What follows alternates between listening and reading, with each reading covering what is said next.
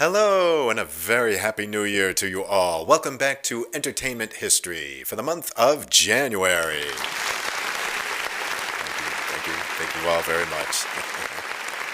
All right, enough of that. My name is Rob Carroll. I am an actor, musician, DJ, and proud member of SAG-AFTRA. Oh, please stop. That is quite enough of that now. Shut up. Anyway, if you like this content, please be sure to like, share, and subscribe. Also, if you are hosting an event coming up within this year and you need a DJ for said event, and you would like me to be your DJ at your event, I will be leaving my booking information down below in the comments section. Now then, you may be thinking, January. What on earth could have happened during the month of January? It's the dead of winter. What could possibly happen? Well, it turns out there's a lot of really cool things that happened during the month of January relating to the world of entertainment. So, let's get started. January 3rd, 2026 marks the 80th birthday of John Paul Jones, best well known as the bass player and keyboardist for the band Led Zeppelin. Now, a lot of people may forget that before and after his years in Led Zeppelin from 1968 to 1980, John Paul Jones made quite the living as a studio musician, an arranger, and a producer. He's worked with such acts such as the Yardbirds, the Rolling Stones, Shirley Bassey, and even in more recent years, he's worked with Lenny Kravitz and even the Foo Fighters. Or, as Christopher Walken would say, Foo Fighters. I thought it was funny. Oh, well, you did too. Well, then here we go.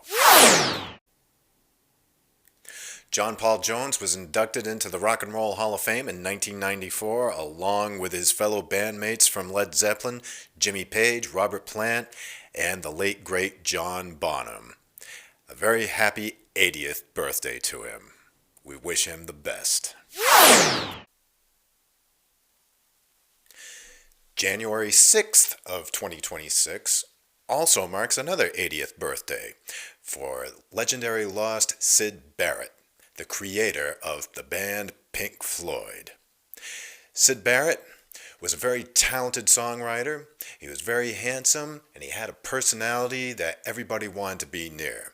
They say he had a light in his eye and a hop in his step.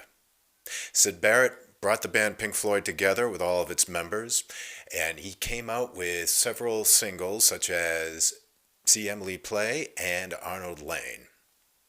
The band completed their first album, The Piper at the Gates of Dawn, in 1967, with Syd Barrett as their main songwriter, singer, and guitarist on the album. Shortly after the album came out, however, there was a big change with Syd. Something was going terribly wrong. The light in his eye seemed to have gone out. His personality had changed, and he became increasingly dysfunctional, making the band even more dysfunctional. Eventually, he was voted out of the group that he had created.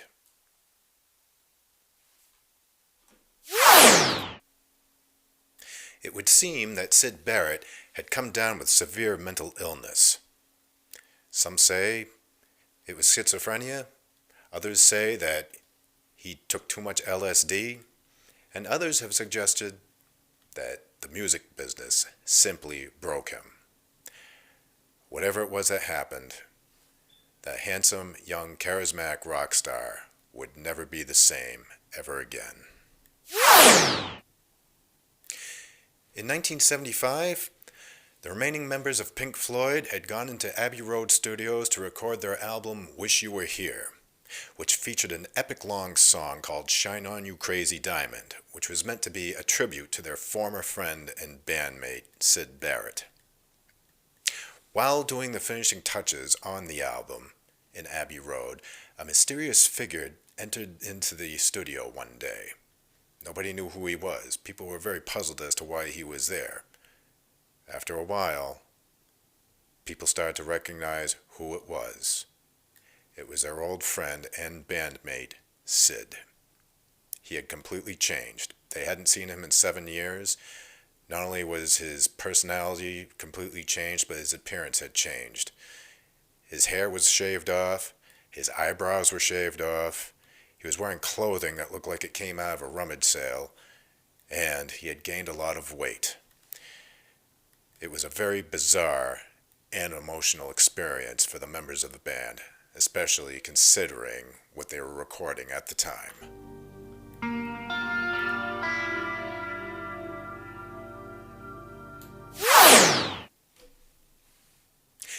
In 1994, during Pink Floyd's Division Bell tour, the band surprised their fans by opening each one of their shows with one of Syd Barrett's songs, Astronomy Domine.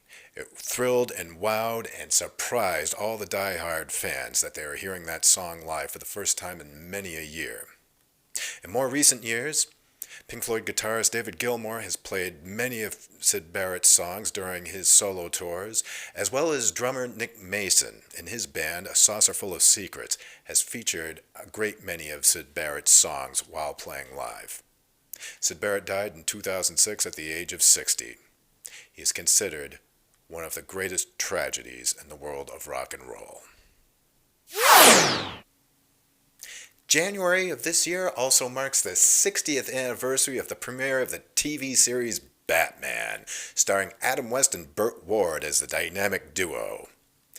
The series featured over-the-top campy humor, over-the-top fistfights, and of course, you always knew when you were in the bad guy's hideout because the picture was always slanted. The series featured actors Cesar Romero as the Joker, Burgess Meredith as the Penguin, Frank Gorshin as the Riddler, and as a Catwoman, take your pick. You had Eartha Kitt, Julie Newmar, and Lee Merriweather.